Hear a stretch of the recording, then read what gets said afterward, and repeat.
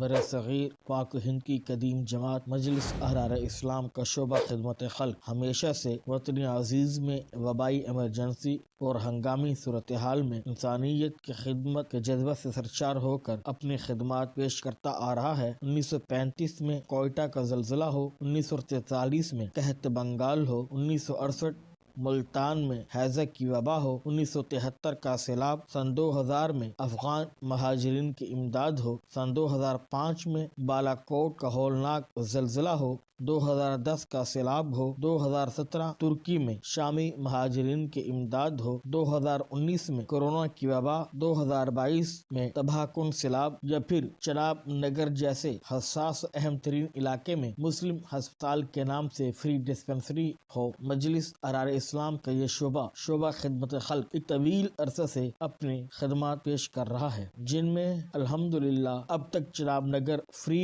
Medical camp میں جو کہ مسلم ہسپتال کے نام سے ہے، اس میں مفت آنکھوں کا آپریشن اور وبائی امراض کا علاج مفت کرتا چلا آ رہا تھا۔ گزشتہ 3 ماہ سے جامعہ مسجد احرار چناب نگر میں فری میڈیکل کیمپ ماہانہ بنیادوں پر شروع کر دیا گیا ہے، جس میں اب تک کم و بیش 500 مریضوں کا معائنہ کر کے ان کو مفت ادویات فراہم کی جا چکی ہیں، جن میں 98 مرد، 192 خواتین اور 180 کے قریب بچے اور بچیاں شامل ہیں۔ اسی کے ساتھ ساتھ شعبہ خدمت خلق مجلس احرار اسلام نے چناب نگر جیسے علاقے میں وہاں کے عوام کے لیے پینے کا صاف پانی مہیا کرنے کے منصوبے کے تحت RO واٹر فلٹر پلانٹ بھی نصب کر دیا ہے، جس سے اہل علاقہ کثیر تعداد میں فائدہ حاصل کر رہے ہیں۔ اب تک ادویات کی مد میں کم و بیش 2 لاکھ سے متجاوز رقم خرچ ہو چکی ہے، جبکہ واٹر فلٹریشن پلانٹ پر 8.5 لاکھ روپے خرچ ہوئے ہیں، جبکہ ماہانہ اخراجات اس کے علاوہ ہیں۔